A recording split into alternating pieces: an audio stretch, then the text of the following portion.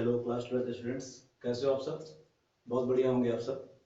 बेटा हम लोग चैप्टर 1 के डेरिवेशंस प्रिपेयर कर रहे थे और डेरिवेशन प्रिपेयर करने में हम लोगों ने एक्सियल, इक्वेटोरियल, फिर इसके बाद टॉर्क और फिर इलेक्ट्रिक फ्लक्स क्या होता है, गॉस थ्योरम क्या होती है, इन सब डेरिवेशन को हम लाइन से देख रहे हैं। और हमारा टारगेट है कि आपका बोर्ड एग्जाम होने से पहले हम पूरा का पूरा जितने भी डेरिवेशन क्लास 12 में आते हैं वो सब कर लेंगे और न्यूमेरिकल्स भी करेंगे, टॉपिक्स भी करेंगे, पीवाईक्यू करेंगे। ये डेरिवेशन की सीरीज हम लोग चल रही है अभी फिलहाल के लिए, जो हम लोग चला रहे हैं, तो इसके अंदर डेरिवेशंस प्रिपेयर आपको हो जाएंगे पूरे के पूरे। उम्मीद है कि कोई भी डेरिवेशन छूटेगा नहीं। मतलब मैं ये कोशिश कर रहा हूँ कि डेरिवेशंस इतने करा दिए जाएं कि आपके पास एक्सेस में रहे, ना कि डिफिशियंसी में हो। ठीक है। इसी प्लान में हम लोगों ने जो प्लान किया था कि गॉस थ्योरम पढ़ने के बाद इसकी एप्लीकेशंस देखेंगे।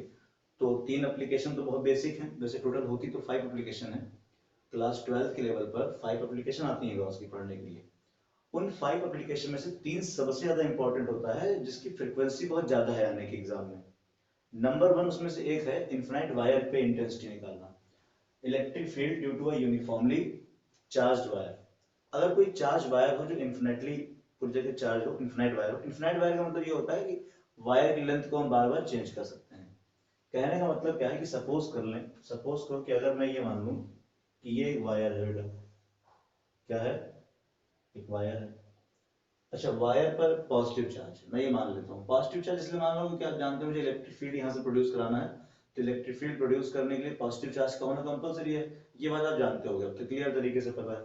तो मैं इसके ऊपर क्या करता हूँ, पॉजिटिव चार्ज रख देता हूँ। ये पॉजिटिव चार्ज है, ये भी पॉजिटिव चार्ज है, ये भी पॉजिटिव चार्ज, ये सब आपके क्या हो गए, पॉजिटिव चार्ज हो गए। ठीक है,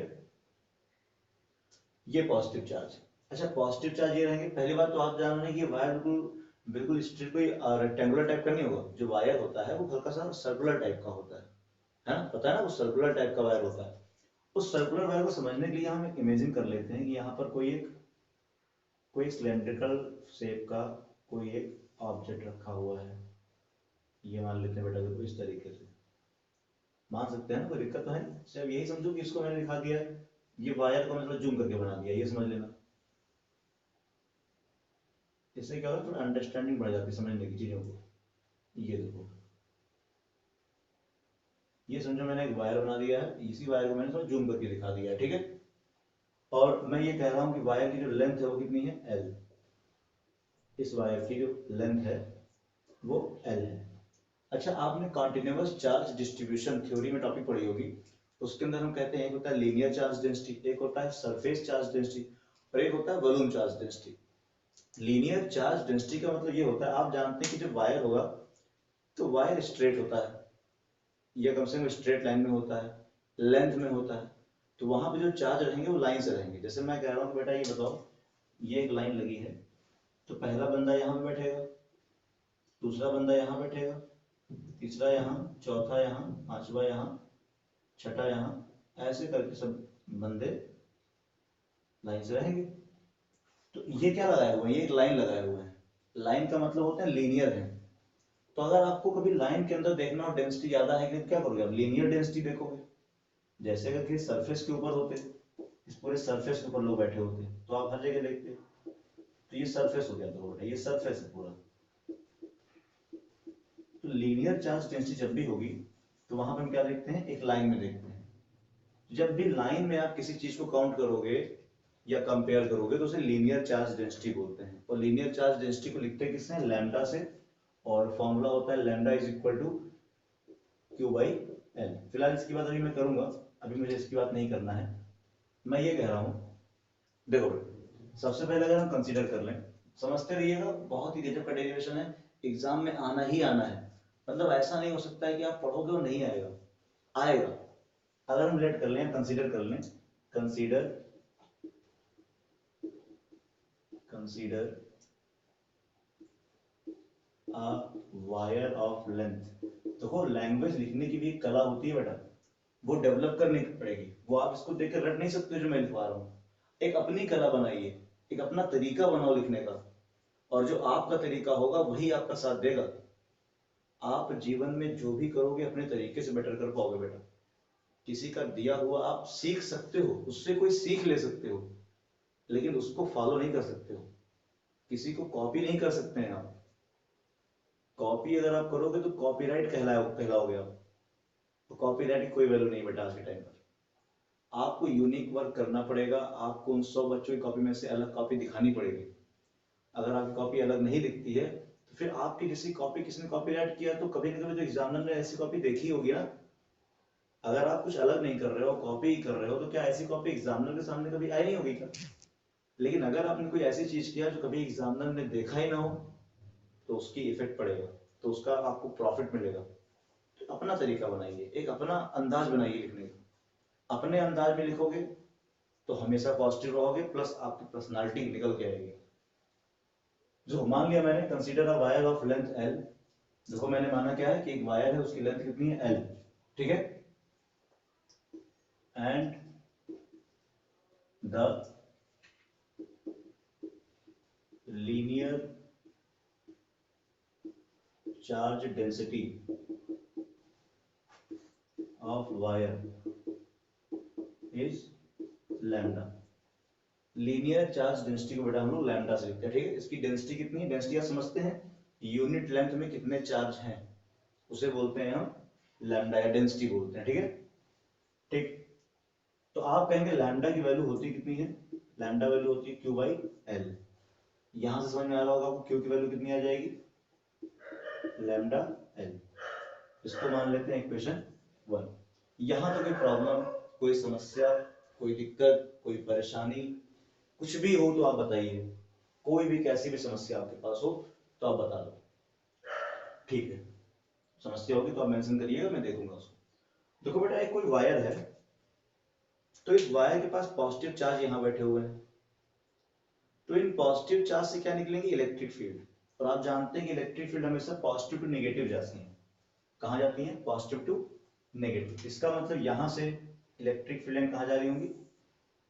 ऊपर की तरफ जा रही होंगी, या नीचे की तरफ आ रही होंगी। यहां से भी इलेक्ट्रिक फील्ड कहां जा रही होगी? ऊपर की तरफ जा रही होगी। यहां से भी कहां जा रही होगी? ऊपर की तरफ जा रही होगी। इलेक्ट्रिक फील्ड ऊपर का मतलब देखो बेटा, ऊपर ही नहीं जाएगी, हर तरफ जाएगी, नीचे भी जाएगी। जैसे इसकी इलेक्ट्रिक फील्ड ऊपर भी जाएगी। इलेक्ट्रिक फील्ड समझो, ये वायर है ना, ये वायर के डिजाइन का तो होता है, समझो इलेक्ट्रिक फील्ड ऊपर भी जा रही है, इलेक्ट्रिक फील्ड नीचे भी आ रही है, इलेक्ट्रिक फील्ड इधर भी आ रही है, और इलेक्ट्रिक फील्ड इधर भी जा रही है, हर तरफ जाएगी ना। तो इलेक्ट्रिक फील्ड हर तरफ जा रही है। अच्छा, इलेक्ट्रिक फील्ड अगर इस तरीके से हो गया, अब आपको पता है कि किसी भी सिलेंड्रिकल बॉडी के पास, जैसे कि आप जानते हो वायर है, ये पेन है, ये बॉडी कैसी सिलेंड्रिकल है ना। पढ़े होगे सिलेंडर के बारे में, सिलेंड्रिकल बॉडी इस टाइप से होती है। देखो ये क्या है? Cylindrical body. सिलेंड्रिकल बॉडी में टू टाइप का शेप होता है। एक तो ये देखो, ये वाला सॉफ्ट पूरा सर्कुलर टाइप का, एक कर्व टाइप का। दो सर्कुलर होते हैं शेप, एक क्या होता है? कर्व होता है। अच्छा, आपको पता है कि हर एक ऑब्जेक्ट का एरिया वेक्टर उससे बाहर निकलती लाइन होती है। जैसे मैं बोलूं आपसे, इसका जो ब्लैक वाला पार्ट दिख रहा है, इसका एरिया वेक्टर क्या होगा? तो आप कहेंगे इससे बाहर निकलती लाइन। अच्छा, इसका एरिया वेक्टर क्या है? तो इससे बाहर निकलती लाइन। और ये कर्व है, इससे क्या हो जाएगा? ये इसका एरिया वेक्टर हो जाएगा। हर एक चीज, जैसे मैंने बोला कि ये मेरा फेस है, तो इस फेस का एरिया वेक्टर क्या होगा? तो इसका एरिया वेक्टर ऐसे हो जाएगा, देखो ये बाहर निकलती लाइन। अगर मैंने कहा ये मेरा हेड है, एरिया वेक्टर क्या होगा? तो इससे बाहर निकलती लाइन। मैंने कहा ये, इसका एरिया वेक्टर क्या होगा? ये होगा। मैंने कहा इसका, ये, इसका क्या होगा? ऐसे। हर एक सरफेस का एरिया वेक्टर उससे बाहर निकलता है। बोर्ड का एरिया वेक्टर, बोर्ड सरफेस ऐसे, तो इसका एरिया वेक्टर कहां हो जाएगा? बाहर। इसका मतलब इसका जो एरिया वेक्टर होगा वो इस तरफ होगा। एरिया वेक्टर मतलब एरिया के ऊपर वेक्टर लगा देंगे। तो आप बताओ, इस सरफेस के लिए एरिया वेक्टर और इलेक्ट्रिक फील्ड के बीच एंगल कितना हो गया? 90 डिग्री। बिल्कुल सेम इस वाले सरफेस, मैंने इस सरफेस की बात की थी, बिल्कुल ऐसे ही इस सरफेस के लिए कितना होगा? इस सरफेस के लिए भी आप कहेंगे एरिया वेक्टर हो जाएगा 90 डिग्री। ये ई हो गया, ई हो गया, और ये एरिया वेक्टर, एंगल कितना बन रहा है? 90 डिग्री का, ठीक है। लेकिन इसकी इलेक्ट्रिक फील्ड देखो इस तरफ चल रही है, और मैं कह रहा हूं इस वाले कर्व सरफेस का एरिया वेक्टर भी कहां होगा? ऊपर होगा। अब आप कहेंगे ऊपर नीचे मान लेते हो, तो नीचे मान लो तो इलेक्ट्रिक फील्ड तो नीचे होगी। तो इसका मतलब इस तरफ, जिस तरफ एरिया वेक्टर है, तो जिस तरफ इसका इलेक्ट्रिक फील्ड है उसी तरफ क्या रहेगा? इसका एरिया वेक्टर। मतलब यहाँ पे एंगल क्या रहेगा? Theta is equal to 0 degree. जैसे इस वाले का एरिया वेक्टर इस तरफ, इलेक्ट्रिक फील्ड तो इस तरफ है ही है, एंगल हो गया 90। इसका एरिया वेक्टर इस तरफ, इलेक्ट्रिक फील्ड ऊपर, एंगल क्या हो गया 90। अब मैं कह रहा हूँ कर्व वाले का तो एरिया वेक्टर सरफेस ये तो है, तो सरफेस से बाहर निकलेगा एरिया वेक्टर, तो इलेक्ट्रिक फील्ड बाहर निकल रही है, तो एंगल क्या हो जाएगा 0। तो आपसे अगर हम पूछें, अगर हम ये कहें द टोटल इलेक्ट्रिक